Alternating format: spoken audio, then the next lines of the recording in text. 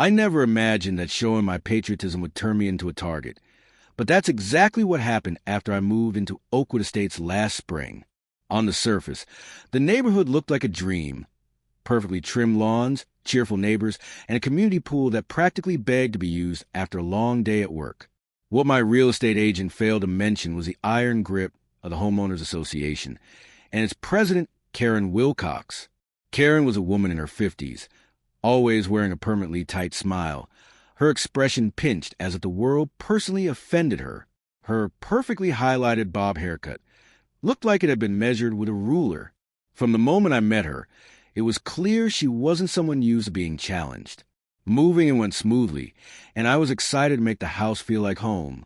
One of the very first items I unpacked was my father's American flag. My dad had served in the military for 30 years, and after he passed away the year before, that flag became one of my most treasured possessions.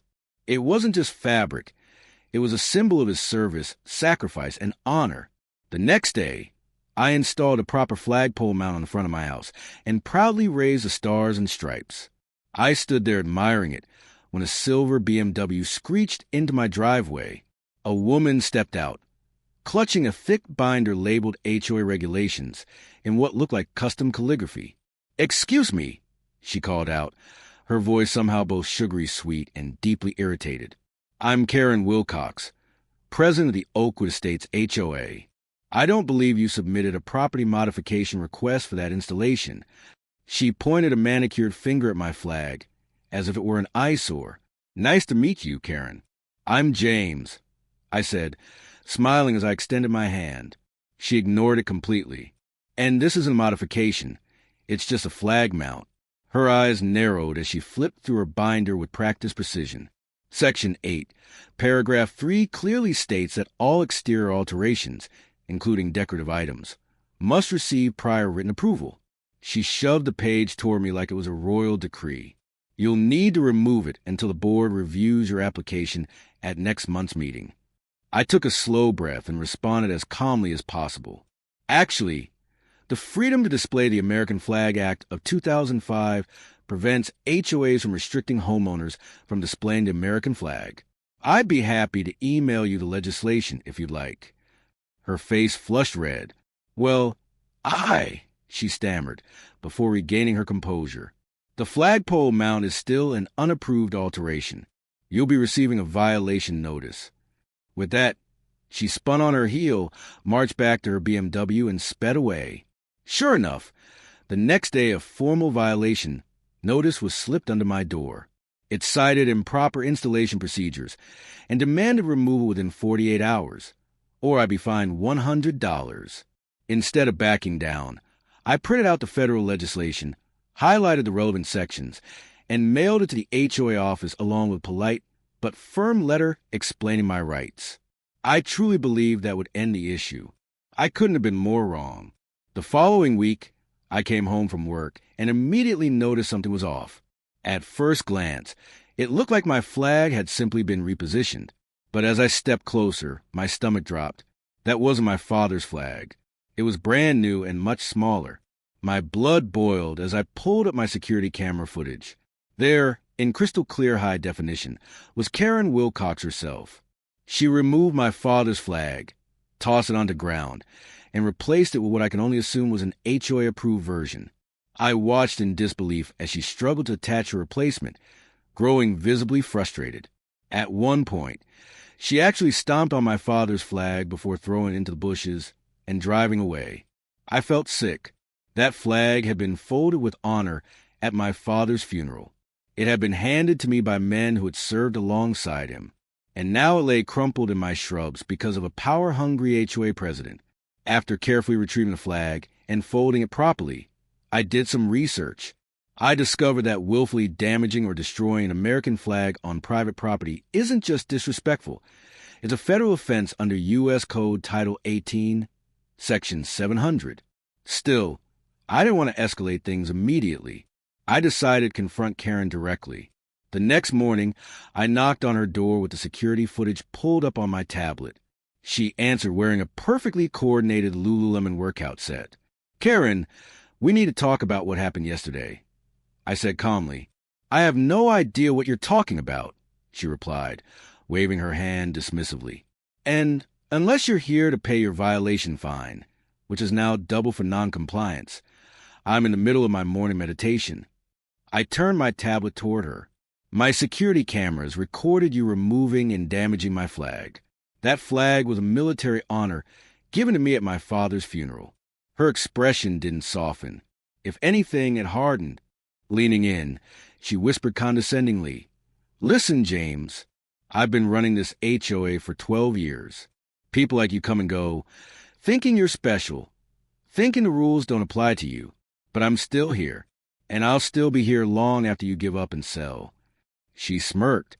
Your tacky, oversized flag was hurting property values. I did what needed to be done, so either fall in line or face the consequences. Then she slammed the door in my face. I stood there for a moment, stunned by her sheer audacity. It was painfully clear that reasoning with Karen Wilcox wasn't going to work. I walked back to my house, carefully rehung my father's flag, and then made a call to the local police department's non-emergency line. When the officer arrived, he listened closely as I gave my statement, and then reviewed the security footage. His expression shifted from neutral to visibly concerned. "Sir," he said, jotting down notes, "this goes far beyond a typical HOA dispute. Willful desecration of the American flag is a federal offense. On top of that, she trespassed on your property and effectively stole your flag. Would you like to press charges?" I hesitated for only a moment. I wasn't someone who enjoyed stirring up trouble, but I couldn't let this go unanswered. "Yes," I said firmly. "I want to press charges." What happened next rippled through Oakwood Estates like a shockwave. That very afternoon, 2 police officers arrived at Karen's house while she was hosting her monthly book club. According to my neighbor Diane, it was less about books and more about Karen flaunting her latest kitchen renovation while criticizing everyone else's reading choices. The officers rang the doorbell. When Karen opened it, they informed her that she was being charged with flag desecration, trespassing, and petty theft. "You can't be serious." Karen shrieked, loud enough for half the neighborhood to hear. "This is ridiculous. Do you know who I am? I'm the president of the Oakwood Estates HOA. The officers remained calm and professional. "Ma'am, please lower your voice," one said. "You're being placed under arrest. You have the right to remain silent."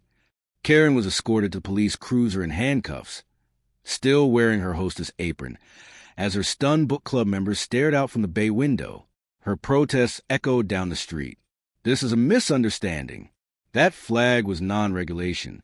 I was enforcing the bylaws. Call my husband. He's a pharmaceutical sales manager. I won't pretend I felt no satisfaction watching unfold. Maybe just a little. But more than anything, I felt a sense of justice for my father and for his service. The charges were serious enough that Karen had to appear before a judge the very next day for arraignment. She was released on her own recognizance, but faced potential fines of up to $1,000 and, in theory, up to a year in jail. The officer later explained that actual jail time was unlikely for a first offense, but the message had been sent loud and clear. News of Karen's arrest spread faster than her infamous HOA email blasts about improper trash placement. By that evening, my phone was buzzing with texts from neighbors I'd barely met. Many shared their own horror stories about Karen's reign of HOA terror. Apparently, I wasn't her first target, just the first one to fight back with the law on my side. 3 days later, an emergency HOA board meeting was called. Nearly every homeowner showed up, a stark contrast to the usual half-empty room. The vice president, a retired judge named Walter, presided over the meeting with a seriousness that matched the mood. "In light of recent events involving our board president," Walter announced, "and after reviewing our bylaws regarding conduct unbecoming an officer, the board has unanimously voted to remove Karen Wilcox from her position, effective immediately." The room erupted into spontaneous applause. Karen, seated rigidly in the front row, shot to her feet. "You can't do this. This is a witch hunt. I've given everything to this community." Her voice cracked as she realized she was losing the one thing that had given her power and purpose. Walter continued calmly. "Additionally, Ms. Wilcox will be personally responsible for all legal fees incurred by the association, as her actions were taken without board approval and in direct violation of federal law. The color drained from Karen's face as Walter explained that the legal fees already exceeded $4,000, with more expected as the criminal case moved forward. To make matters worse, her employer, a local real estate agency that specialized in HOA communities, had placed her on unpaid leave, citing concerns about negative publicity.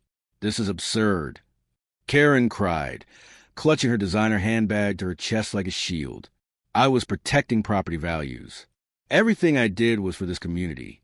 Tears streaked her once perfect makeup as reality finally set in. You'll all regret this, she snapped.